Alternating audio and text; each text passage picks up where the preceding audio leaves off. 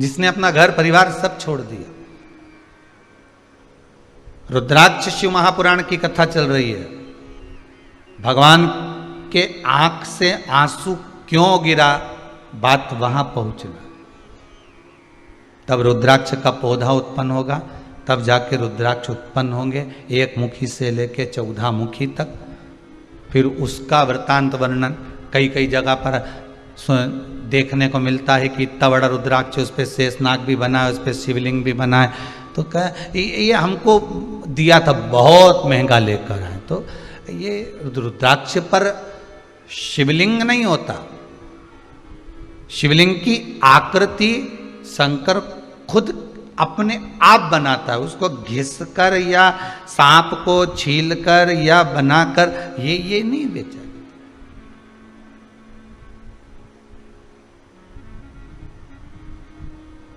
किसी ने पूछा एक बार कि गुरुदेव, ये जो रुद्राक्ष होता है जिसको अपन पहनते हैं, धारण करते हैं, जिस रुद्राक्ष को अपन पहनते हैं, इसको सिद्ध करने का तरीका क्या है?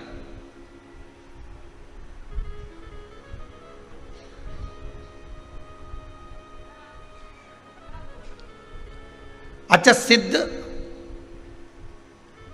नकली भी हो जाता है और सिद्ध असली भी हो जाता है। अब इसको भी समझ लेना जरा अच्छी तरह से।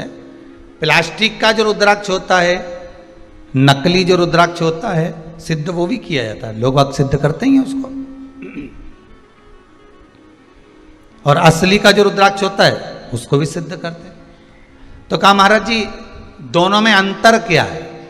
तो शिव महापुराण की कथा कहती है, रुद्राक्ष शिव महापुराण की कथा कहती है कि नकली और असली में एक अंतर जरूर है कि असली रुद्राक्ष अपना काम मात्र सिद्ध होते ही चालू कर देता, और नकली रुद्राक्ष आप 50 बार उसको अभिषेक में रख लिए, 50 बार आपने अनुष्ठान कर लिया, 50 बार आपने व्यवस्था कर ली, 50 बार आपने उसको रिझाना चाहा, उसके बाद भी वो सिद्ध नहीं हो पा रहा।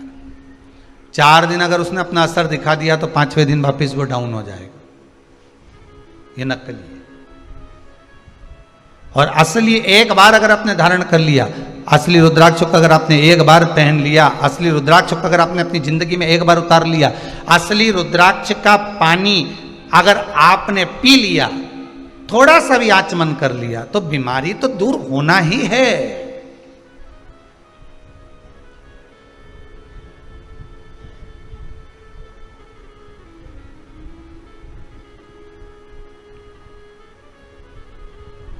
नकली और असली में अंतर यही है।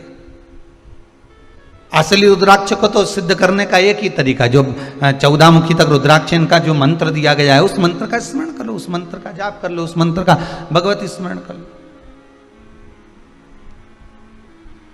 और अगर वो भी नहीं कर सकते तो क्या लिखा है शिव महापुराण में? जिस रुद्राक्ष को आप सिद्ध कर रहे हो, रुद्राक्ष आपके घर में जो रखा हुआ है, उसको सिद्ध करने का एक तरीका और वर्णन किया। 108 बेलपत्र, बेलपत्र की बीच वाली पत्ती, उस पत्ती पर भगवान शंकर का ओमकार, ओम संबोधन चंदन से लिखा, उसको रखते जाइए। 5 बेलपत्र नीचे रख दिए, उसके ऊपर रुद्राक्ष रख दिया। उसके बाद में बाकी की जो 108 बेलपत्र है, आप जो गिनती की चढ़ा रहे हैं, वो उसके ऊपर केवल ओम नमः शिवाय बोलकर भी समर्पित करेंगे। 5 दिन तक ऐसे कैसे ही रखे रहने दो उसको। बस इतना जरूर करना कि उसके सामने कपूर जरूर जलाना, थोड़ा सा कपूर, अर्थात अपन जलाने का मतलब है कि कपूर की आरती कर लो। कर्पूर घोरम करुणावतारम संसार सारम, कपूर उसके सामने 5 दिन तक प्रतिदिन शाम के समय, सुबह के समय पर आप आरती के नुमा उसको अवश्य प्रज्वलित करें। मात्र 5 दिन। 5 दिन के बाद वो बेलपत्री को उठाइए, और उठाने के बाद में आप विसर्जन कर दीजिए।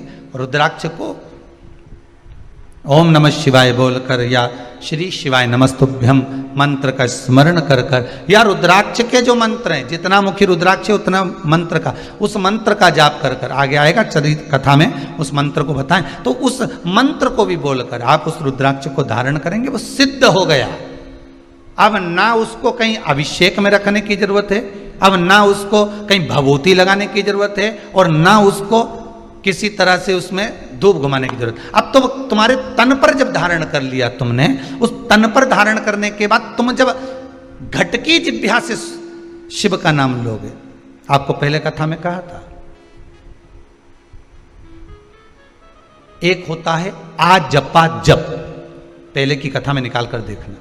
एक होता है जप जो तुम हाथ से कर रहे हो, मुख से कर रहे हो। एक आजपा जप होता है। आजपा जप किसको कहते हैं? कि जिस दिन से तुम पैदा हुए, माता के गर्भ से जब तुम बाहर निकले और तुम्हारी श्वास जब निकलना, अंदर बाहर होना चालू हो गई, श्वास निकलना प्रारंभ हो गई, उस दिन से तुम्हारा एक जप चालू हो गया, उसको कहते हैं आजपा जप। अर्थात तुम भगवान का नाम लो ना लो, पर तुम्हारी जब श्वास निकलेगी, श्वास में एक शब्द निकलता है, वो ओमकार का निकलता है।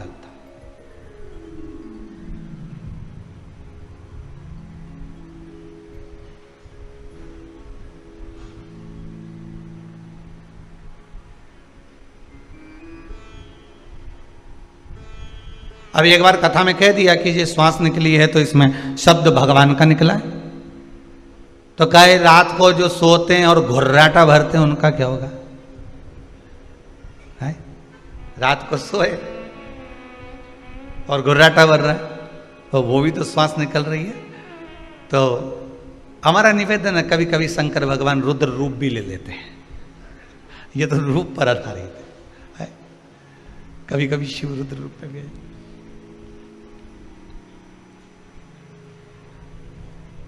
महाराज आजपा जप में यही होता है। आजपा जप में आपको मंत्र नहीं बोलना पड़ते, आजपा जप में आपको नाम नहीं लेना पड़ता। आजपा जप तो जिस दिन से हम पैदा हुए, जिस दिन से हम भगवान की भक्ति में डूबे हुए, जिस दिन से हम पैदा हुए हैं, उस दिन से जो श्वास चल रही है वो आजपा जप ही है, वो आजपा जप।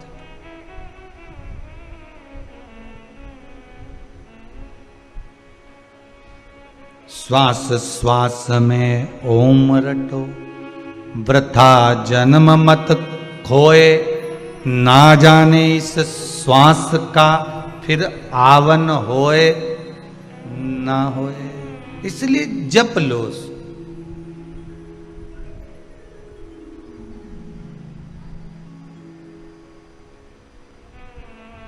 तो रुद्राक्ष जब हम गले में धारण कर लेते हैं,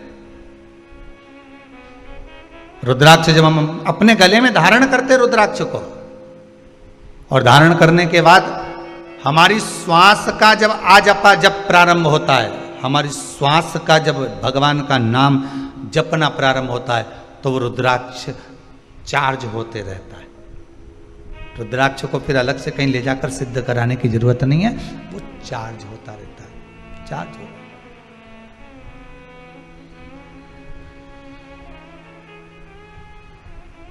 फिर उसको सिद्ध कराने की कहीं जरूरत नहीं पड़ेगी, फिर वो चार्ज हो रहा है अपने आप, अपने आप चल रहा है। घी की कटोरी में रख दिया, उससे भी सिद्ध होता है रुद्राक्ष। घी के पात्र में रखने के बाद भी रुद्राक्ष की सिद्धता आ जाती है।